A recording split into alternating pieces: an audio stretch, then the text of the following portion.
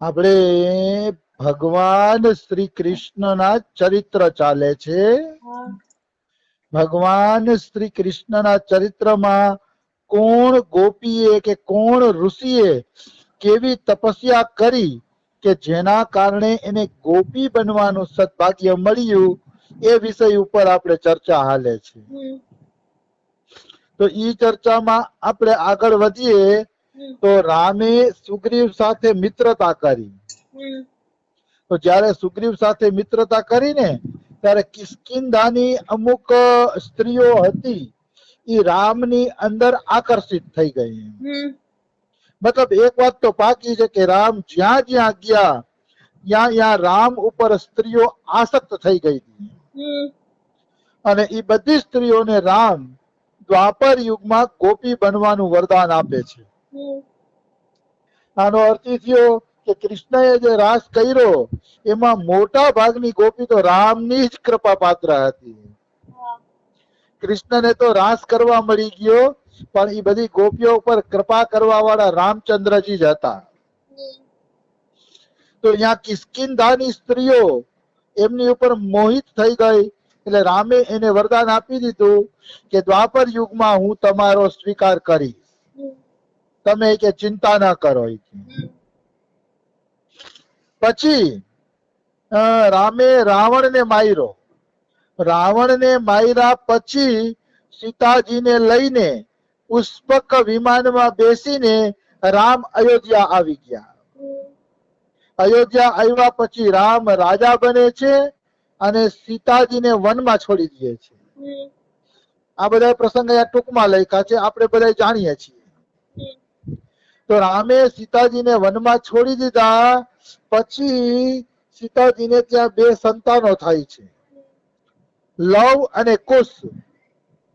તો લવકુશ નો જન્મ થયો ઈ પેલા રામે કેટલાય બધા યજ્ઞ કર્યા.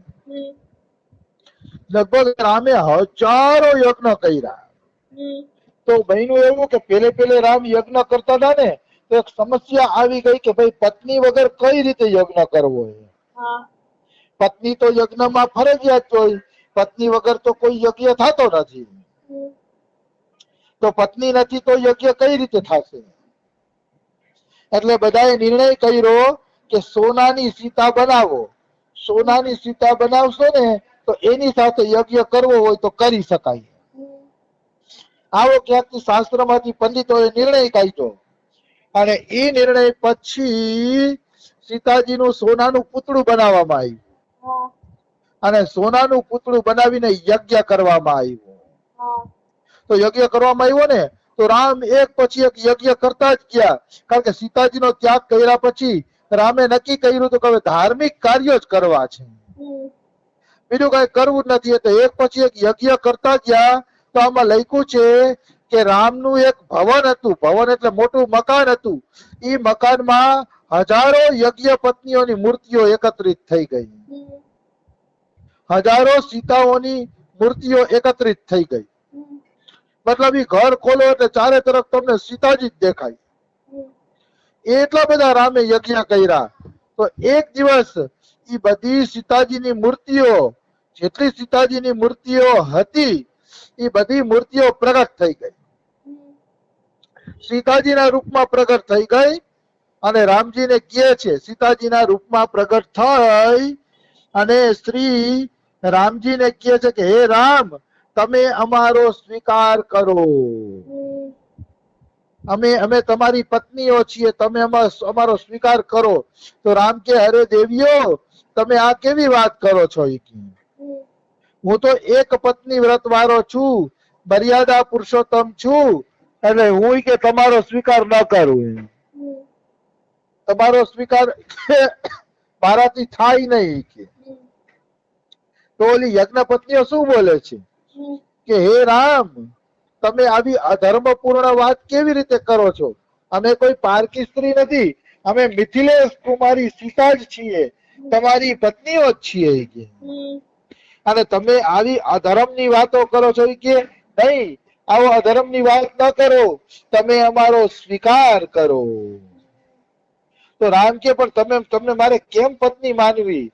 એ તો એક પત્ની વ્રત જ લીધું છે, એટલે એક જ પત્ની વ્રત સીતા. તમે ભલે છો તો સીતા જ કહે, પણ છતાંય કે બીજી છો કહે, એટલે નહીં સ્વીકાર કરું. રામ એમ બોલે છે. રામ કે બધા મને રાજર્ષિ કહે છે, કહે તો તમારો સ્વીકાર કરીશ ને તો મને કોઈ રાજર્ષિ નહીં કહે. મતલબ રાજર્ષિ એટલે રાજાઓમાં ઋષિ. બધા મને રાજાઓમાં ઋષિ જેવું જીવન જીવવા વાળો માને છે, તો તમારો સ્વીકાર કરીશ ને તો મારા નામ ઉપર કલંક લાગશે. તો આ સીતાઓ કહે તો તમે અમારો સ્વીકાર નહીં કરો તો અમારો શું વાંક, અમે તો તમે પતિ માનીએ છીએ. તો કૃષ્ણ કહે એક કામ કરો, તમે બધી દ્વાપર યુગની અંદર સીતા ગોપી બનશો, અને દ્વાપર યુગમાં ગોપી બનશો ત્યારે હું તમારો સ્વીકાર કરી લઈશ. ત્યારે આ બધી જેટલી સ્ત્રીઓ હતી એ બધી સ્ત્રીઓ પ્રસન્ન થઈ ગઈ. બધી સ્ત્રીઓ આનંદમાં આવી ગઈ કે ચાલો રામ અમારો સ્વીકાર કરી લેશે. બધી સ્ત્રી પ્રસન્ન થઈ ગઈ, આનંદમાં આવી ગઈ, અને દ્વાપર યુગમાં જેટલી યજ્ઞ સીતાઓ હતી એ બધીનો સ્વીકાર દ્વાપર યુગની અંદર થયો. આનો અર્થ એવો થયો કે ગોપીઓ કોઈ સાધારણ છોકરીઓ નહોતી, એ બધી સીતાજી કે રાધા રાણી જ હતા. કારણ કે જેટલી યજ્ઞ સીતાઓ હતી ગોપી બની, તો આપણે એને ગોપી કેવી રીતે કેવી? વાસ્તવમાં તો એ રાધાજી અને સીતાજીની મૂર્તિઓ છે બધી. કોઈ સાધન સિદ્ધ છે, કોઈ સ્વયં સિદ્ધ છે, અલગ અલગ પ્રકારની ગોપીઓ ત્યારે એ જગ્યા ઉપર ભેગી થઈ હતી. બધી કે છે હવે આ તો રામજીએ કઈ કઈ ગોપીઓને વરદાન આપ્યું એની વાત હતી. તો આ રામજીના વરદાનની વાત હવે પૂરી થઈ. હવે આવે છે બીજા અવતાર વાળા ભગવાનોએ જેને ગોપીઓ બનાવી એની વાત આવે છે.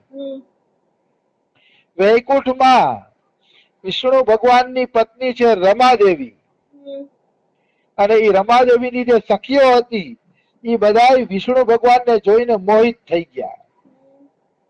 વિષ્ણુ ભગવાનને જોઈને લક્ષ્મીજી પણ મોહિત થઈ ગયા હતા, અને લક્ષ્મીજીની સખીઓ પણ મોહિત થઈ ગઈ હતી. એટલે એમને વિષ્ણુ ભગવાનને કીધું કે હે વિષ્ણુ ભગવાન, તમે અમને પતિ તરીકે પ્રાપ્ત થાવ.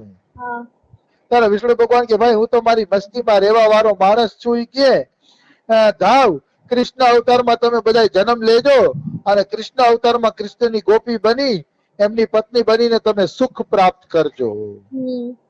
મતલબ કોઈ એમ કેતું હોય કે વિષ્ણુ ભગવાન કૃષ્ણની ભક્તિ ના આપી શકે તો ખોટી વાત છે.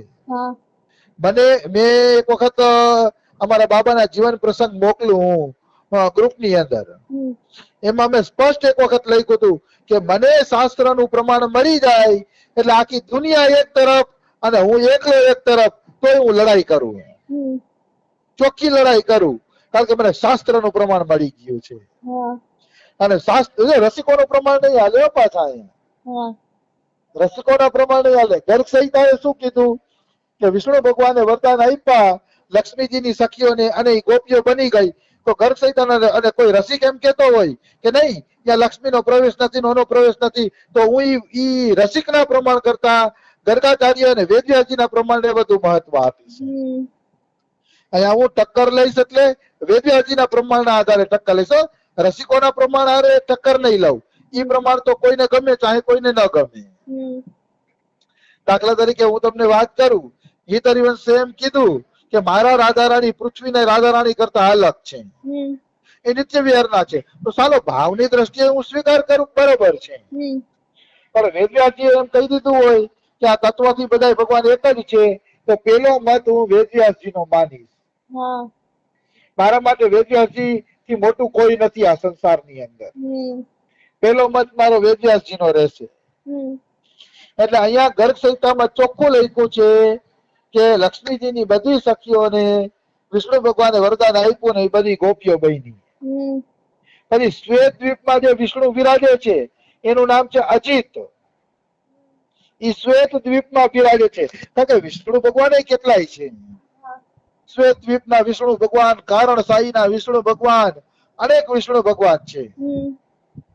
તો અજિત વિષ્ણુ ભગવાનના ચરણમાં ઘણી બધી દેવીઓ રહેતી હતી. એ બધી દેવીઓને આમને વરદાન આપ્યું, અને એ વિષ્ણુ ભગવાનના વરદાનથી એ બધી દેવીઓ છે ને ગોપીઓ બને છે. આવી વસ્તુ છે. એટલે કે છે પૂર્વકૃત વિવિધ પુણ્યોના પ્રભાવથી કોઈ દિવ્ય ગોપી બની, કોઈ અદિવ્ય બની, કોઈ સત્વ રજવ તમ 3 ગુણોથી યુક્ત દેવી બની. આમ વ્રજમંડળમાં 3 પ્રકારની ગોપી બની. જો હવે આ વિષય અગત્યનો છે. બ્રજમંડળમાં જે ગોપી હતી એમાં કોઈ દિવ્ય ગોપી હતી. આ દિવ્ય ગોપી કોણ હતી? તો કે દિવ્ય ગોપી ઈ હતી જે સીધી રાધાજી સાથે રાધાજીના ધામમાંથી ઉતરીને આવી હતી. એ બધી દિવ્ય ગોપી. એ બધી દિવ્ય ગોપી હતી. અને કોઈ ગોપી અદિવ્ય હતી. અદિવ્ય એટલે સાધન કરીને સિદ્ધ થઈ હતી. દિવ્ય નથી, ઉપરથી ઉતરી નથી, સીધી દિવ્ય બનીને સાધન કરીને સિદ્ધ બની. ઈ ગોપીઓ કોણ? તો કે આ રામે જેટલા વરદાન આપ્યા અને જે આગળ જતા ગોપી બની એ બધી અદિવ્ય ગોપી. અને કોઈ ગોપી સત્વ રજ અને તમો ગુણથી યુક્ત હતી. ઈ ગોપી કોણ? તો કે આ દિવ્ય ગોપી અને સાધનથી સિદ્ધ થઈ અદિવ્ય ગોપી. એના સંગમાં આવીને જેને કૃષ્ણમાં પ્રેમ કર્યો